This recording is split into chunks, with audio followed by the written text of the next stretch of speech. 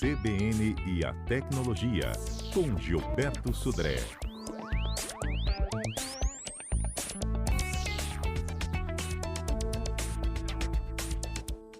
Gilberto, antes da gente falar dos Jetsons, né, de como se antecipava ali algumas das tecnologias, eu queria a sua ajuda, porque no bloco anterior eu estava conversando com o Procon estadual. A gente estava falando sobre as chamadas fantasmas. Aquele número que a gente atende, não tem ninguém do outro lado, né? De acordo com o Procon, é uma forma deles testarem se aquele número está ativo ou não, porque logo depois eles vão começar a te ligar oferecendo coisas. E aí vários ouvintes, né, colocaram situações diferentes para a gente, e muitos deles lembraram daquele bloqueio no smartphone, de números que eles recebem. Só que a gente já explicou aqui que eu bloqueio um hoje, amanhã vai me ligar outro, não é? Gilberto? Alô? Oi, tô ouvindo, Fernanda. Então, quando a gente faz aquele bloqueio de um número, isso não significa que eu estou livre dele, porque ele pode me ligar de um outro número e é assim que os sistemas de telemarketing funcionam.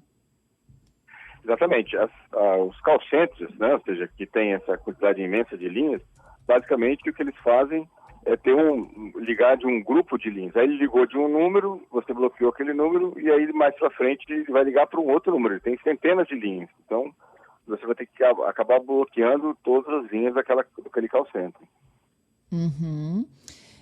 E sobre essas chamadas fantasmas? Então, normalmente quando você atende uma ligação, ela fica muda e depois cai, na verdade é um algoritmo que ligou para alguém tentando saber se alguém atendeu do outro lado. Então, o algoritmo ele liga e espera que alguém fale alô, fale olá, e aí se ele consegue identificar que tem uma pessoa do outro lado da linha, então ele transfere para um atendente humano, vamos chamar assim. Então, é só para ganhar tempo, no sentido de saber se tem alguém que atendeu do outro lado da linha, se a linha realmente chamou e alguém atendeu, e aí transfere para um atendente humano. Nesse caso, não fica perdendo tempo, vamos chamar assim, um atendente humano, escutando a linha chamar até cair.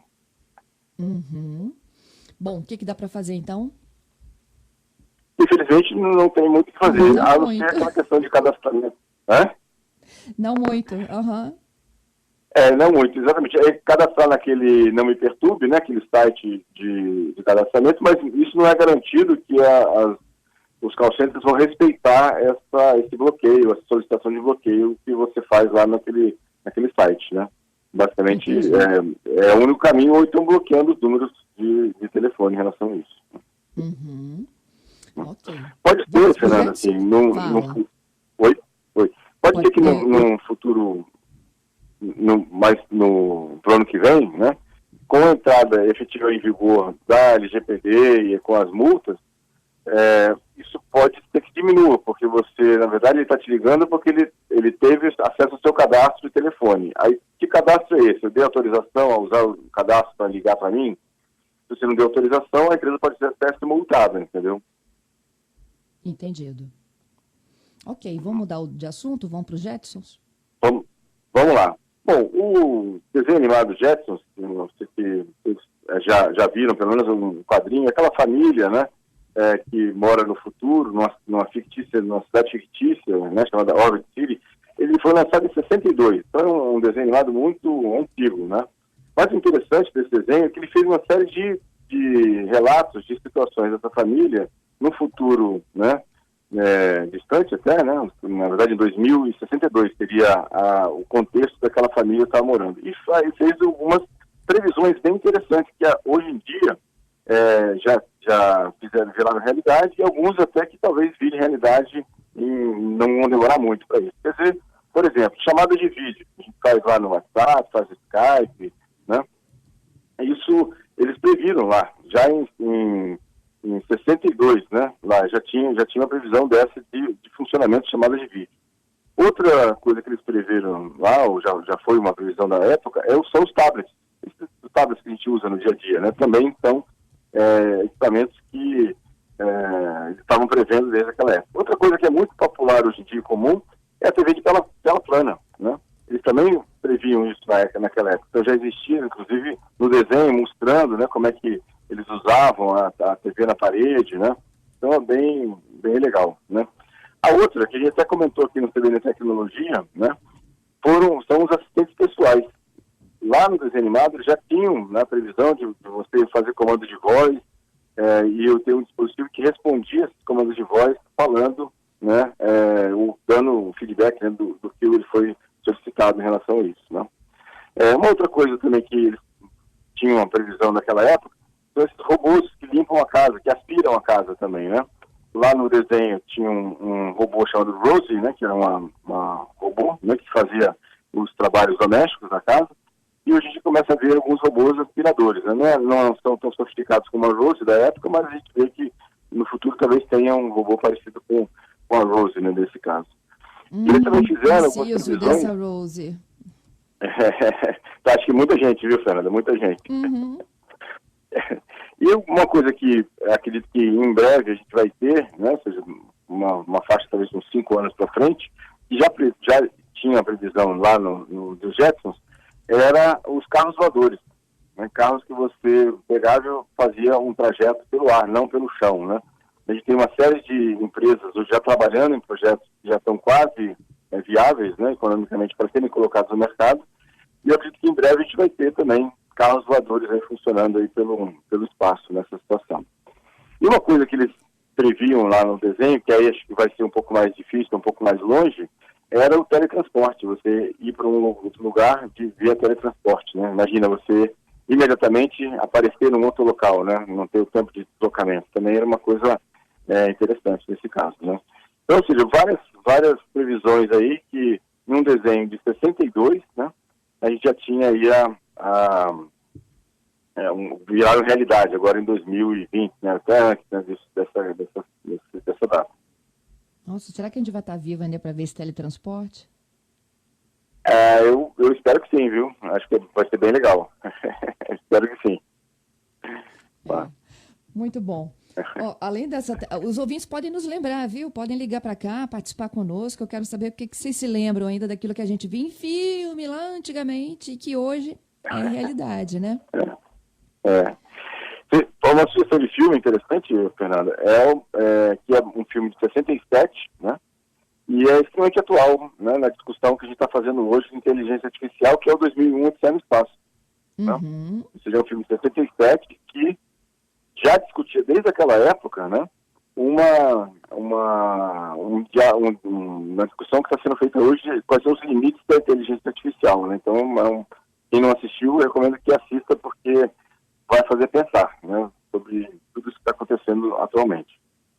É isso aí. Vamos para os nossos outros destaques? Vamos lá. Bom, o primeiro destaque que me chamou a atenção foi, a gente está falando da SpaceX, né, do Elon Musk, que levou astronautas para a ISS, pois, aparentemente, né, o projeto que vai sair é uma viagem da SpaceX que vai ser palco de a gravação de um filme real, né, sem computação gráfica, nada disso. O Tom Cruise, né, e o diretor do Limite do Amanhã, né, o Doug Liman, eles estão com um projeto junto com o Elon Musk de fazer um voo em outubro do ano que vem e vai fazer uma gravação de uma parte do filme estrelado do Tom Cruise, né? A gente não sabe ainda que filme que é, mas aparentemente o lançamento desse trajeto, dessa viagem, já está até agendado na parte do planejamento da SpaceX. Então, acho que vamos ter novidades aí para frente aí de um filme, talvez o primeiro filme gravado verdadeiramente no espaço, sem usar computação gráfica, sem usar efeitos especiais, né? Vamos ver como é que isso vai se desenrolar, né, nessa questão. Bom, outra notícia que me chamou a atenção essa semana é que o Facebook, que ameaçou fazer isso há algum tempo atrás, agora parece que a coisa vai funcionar mesmo. Ele vai integrar as mensagens do Instagram e do Messenger. Então agora você, usuário do Instagram, vai poder mandar mensagens para os usuários do Messenger e vice-versa com um único aplicativo, né?